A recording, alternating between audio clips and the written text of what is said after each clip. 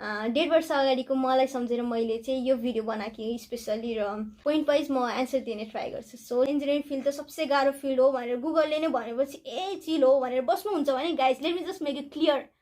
8वटा sem छ, 8वटा सेममा धेरैमा ब्याक लाग्ने चान्सेस हुन्छ। आफूले राम्रोसँग पढ्दाखेरि पनि कहिले कहिले नराम्रो हुनसक्छ। त्यति बेला आफूलाई नर्मलाइज गर्न, आफूलाई प्यानिक हुन नदिनको लागि ब्याक नर्मल भन्ने।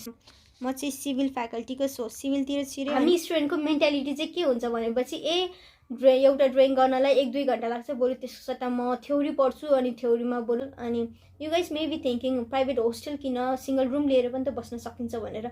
या यु क्यान, बट ब्याचलर लेभलमा भर्खर फ्यामिलीहरूबाट टाढो बसिरहनु भएको हुन्छ र त्यति बेला होम सिक हुने चान्सेस धेरै हुन्छ। सिङ्गल रुममा बस्दाखेरि डिप्रेसनमा अनि लोनलिनेसले हिन्डर गर्न सक्छ। सो ब्याचलर लेभलमा कति ऱ्याङ्कमा पुलचोकमा छिर्नुभयो या केइसीमा छिर्नुभयो, it doesn't matter. All it matters is हजुरहरूको नलेज, हजुरहरूको not everyone is trustworthy and not everyone is good for you.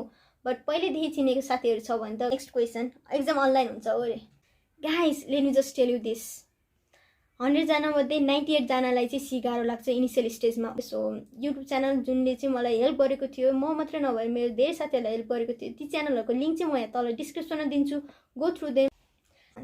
हजुरको हार्ड वर्क, हजुरको कन्सिस्टेन्सी र हजुरको टाइमले डिपेन्ड गर्छ हजुर कहाँ पुग्नुहुन्छ र कति बुझ्नुहुन्छ भनेर। सो गाइज इफ हजुरहरू सिभिल अर आर्किटेक्चर फिल्डसँग बिलङ गर्नुहुन्छ भने चाहिँ युज टी स्केल, किनभने हजुरहरू चाहिँ अटोमोबाइल इन्डस्ट्रियल र मेकानिकल हुनुहुन्छ भने चाहिँ जस्ट युज ड्राफ्टर, किनभने नमस्ते, this is Ravina and welcome back to my channel. र आजको भिडियो चाहिँ के रिलेटेड हो भनेर हजुरहरूले थम्बनेल हेरेर थाहा पाउनु भइसक्यो होला।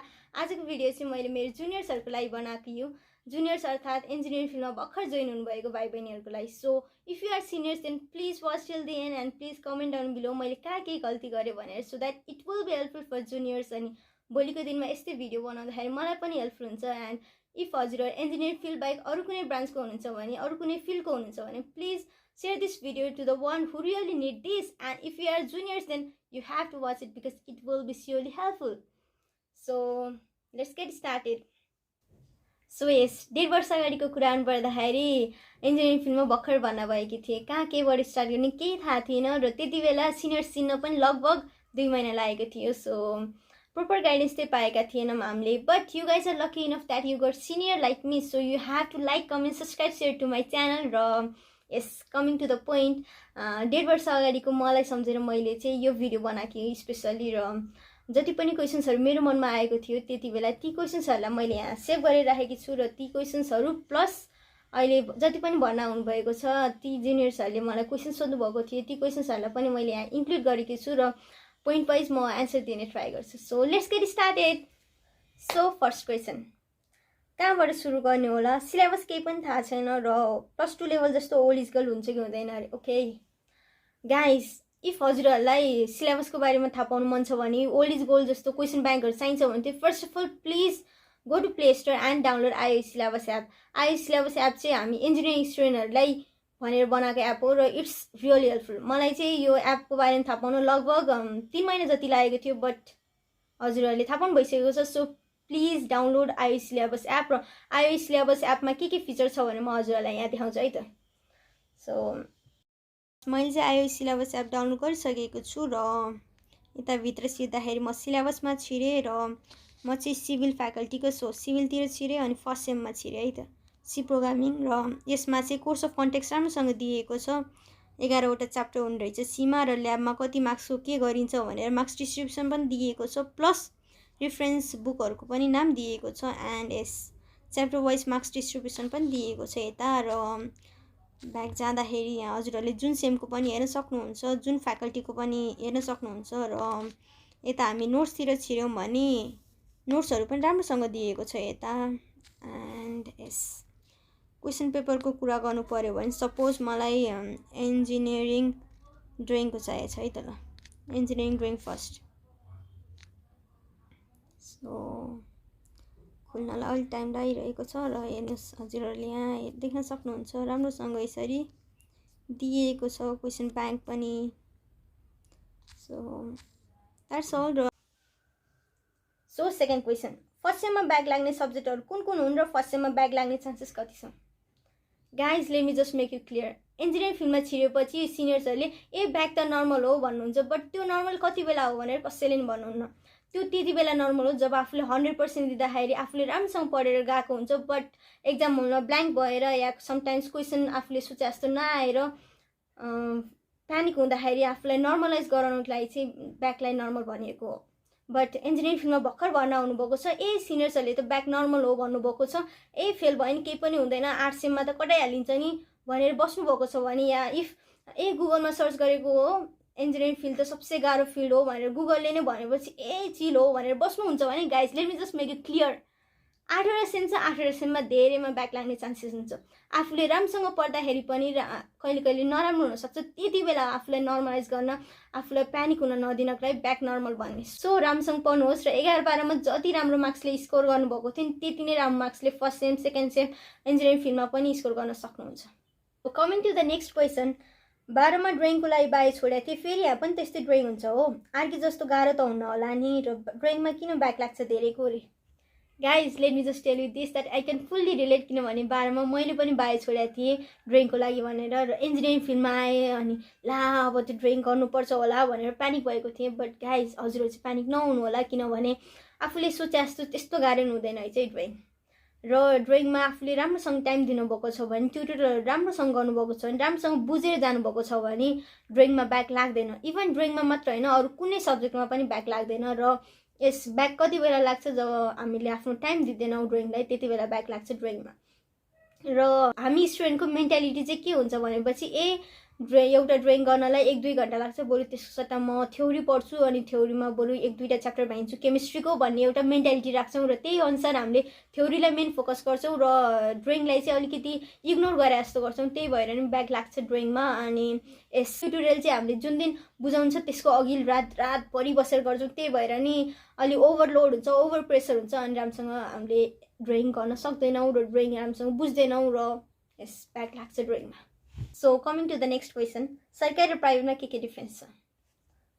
गाइज आफ्नो कलेजमा हुनुहुन्छ हजुरहरू, इन्जिनियरिङ फिल्डमा छिरिसक्नु भएको छ भने वाइ सरकारी वाइ प्राइभेट, बट इफ हजुरहरूलाई चाहिन्छ भने I just tell you that सरकारीमा थोरै फाइनेन्स भए पुग्छ, बट प्राइभेटमा अलि धेरै फाइनेन्स चाहिन्छ, र सरकारीमा एडमिसन फीबाट नै हामीले सेम लाइब्रेरीबाट सबै बुकहरू पाउन सक्छौँ, बट प्राइभेटमा एज पर माई नलेज 1-2टा बुकहरू लिन सकिन्छ, बट सबै बुकहरू लिन सकिँदैन। र प्राइभेटका साथीहरूले अन्यथा नलिनु होला, तर प्राइभेटमा स्टुडेन्टको क्यापेसिटीभन्दा अलिकति ज्यादै मार्क्स दिइन्छ, तर सरकारीमा त्यस्तो हुँदैन। सरकारीमा स्टुडेन्टको क्यापेसिटी, स्टुडेन्टको हार्डवर्क र स्टुडेन्टको एटेन्डेन्स हेरेर मार्क्स दिइन्छ, र प्राइभेटमा हाम्रो टिचर र स्टुडेन्ट एउटा स्ट्रिक्ट रुल्स र रेगुलेसनमा बााउन्ड भएर पढाउने र पढ्ने गर्छन्, तर सरकारीमा अलि त्यस्तो हुँदैन। एन्ड टिपिकल सोसाइटी अनुसार सरकारी कलेजको मान्यता अलि धेरै छ र प्राइभेट कलेजको मान्यता अलि थोरै छ भनिन्छ। I don't know much more about this, so म बोल्न चाहिनँ, but I want to say guys it doesn't matter हजुरहरू कुन कलेजबाट हुनुहुन्छ, हजुरहरू कुन कलेजबाट पास आउट हुनुभयो, हजुरले ब्याचलर लेभलमा कति ऱ्याङ्कमा पुल्चोकमा छिर्नुभयो या केइसीमा छिर्नुभयो, it doesn't matter. All it matters is हजुरहरूको नलेज, हजुरहरूको efficiency. So work hard. So going to the next question, hostel or room? Guys, if you belong to सरकारी कलेज र सरकारी कलेजमा पनि होस्टल छ भने go for that, that's great. But सरकारी कलेजहरूमध्ये हाम्रो थाप्थली क्याम्पसमा चाहिँ होस्टल छैन, र प्राइभेट कलेजहरूमध्ये धेरै कलेजहरूमा पनि होस्टल नहुन सक्छ, एन्ड भए तापनि एक्सपेन्स अलिक ज्यादा नै हुन्छ। So go for private hostel. अनि you guys may be thinking private hostel किन, सिङ्गल रुम लिएर पनि त बस्न सकिन्छ भनेर।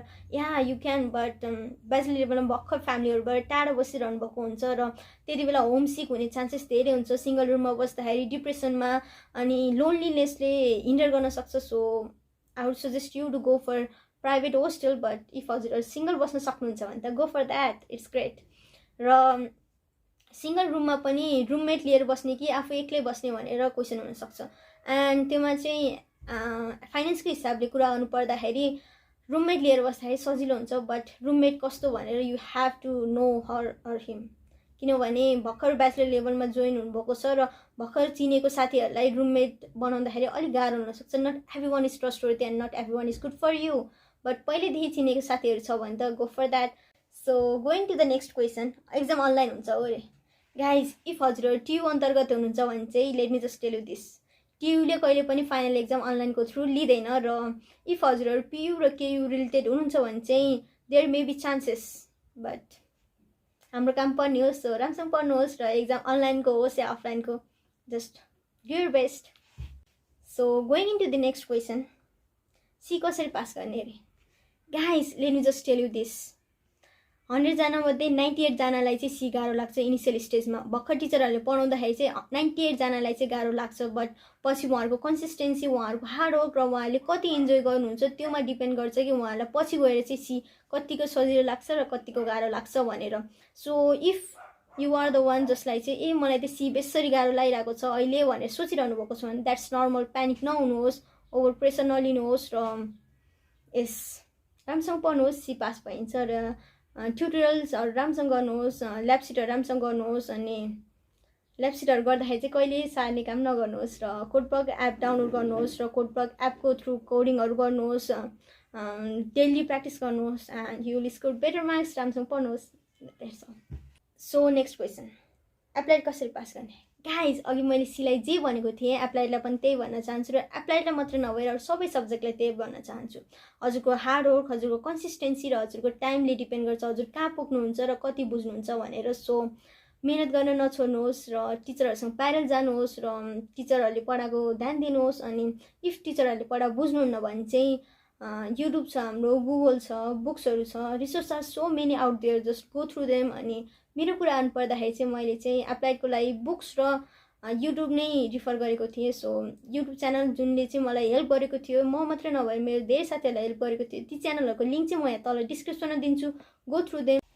एन्ड यस इन्जिनियरिङ ड्रइङको कुरा आउनुपर्दाखेरि चाहिँ ड्रइङ हामीले टिचरभन्दा बढी चाहिँ युट्युब च्यानलबाटै सिकेका थियौँ। So there are few YouTube channels that were helpful for us to learn drawing. ती युट्युब च्यानलका लिङ्कहरू चाहिँ म यहाँ तल डिस्क्रिप्सनमा दिन्छु, go through them, check them and learn from them.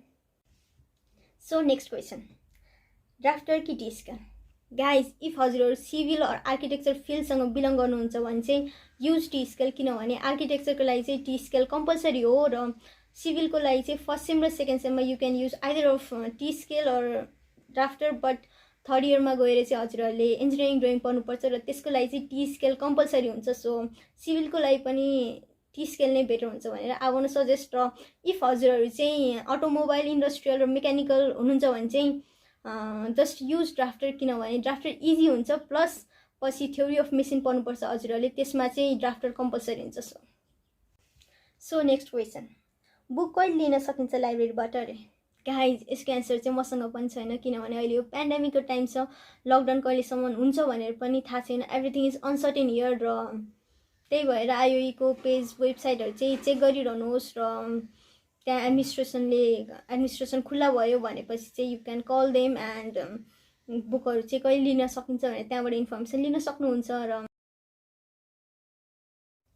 So hey everyone, I am extremely sorry background change गर्नु पऱ्यो मैले, किन भन्दाखेरि चाहिँ अहिले पानी परिरहेको छ र अहिले पानी परेपछि चाहिँ मैले जाल बन्द गरेँ, अनि जाल बन्द गरेपछि चाहिँ एज अभियस लाइट बाल्नु पऱ्यो र लाइट बालेपछि चाहिँ अघि मैले जुन ब्याकग्राउन्डमा भिडियो सुट गरिरहेको थिएँ त्यो ब्याकग्राउन्डमा चाहिँ एन्टी लाइट पर्ने रहेछ। So I have change my background र एउटा लास्ट क्वेसन बाँकी थियो। So let's go to the last question. First सेमको लागि कुन बुक लिने भन्नुभएको थियो? Okay, all right.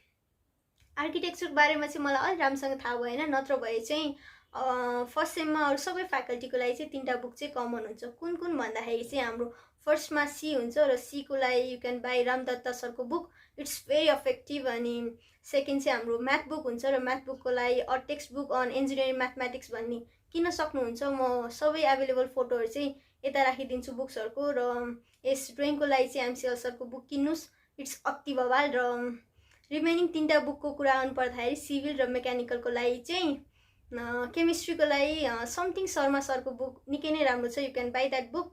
र ओक्सको लागि बुक किन्नु पर्दैन। अनि थर्मोडाइनामिक्सको लागि चाहिँ एमसिएल सरको बुकै किन्दा हुन्छ। र रिमेनिङ साथी भनौँ या जुनियर्सहरूको लागि चाहिँ फिजिक्स छ र फिजिक्सको लागि फन्डामेन्टल अफ फिजिक्स भन्ने बालकृष्ण सापकोटा सरको निकै नै राम्रो छ। र अर्को हाम्रो एप्लाइड छ, एप्लाइडको लागि चाहिँ सुधन नेउपाने सरको, अनि इलेक्ट्रिकलको लागि चाहिँ Manisha. So that's all about आजको भिडियो। र आई होप हजुरहरूलाई आजको भिडियो मन पर्यो होला। Please like, comment, subscribe, share to my channel. And yes guys अहिले पेन्डेमिकको समय छ, let's be safe. take care of yourself, of your family members, and please let's be kind and be there for another human. And please stay safe once again. God bless us all. Bye.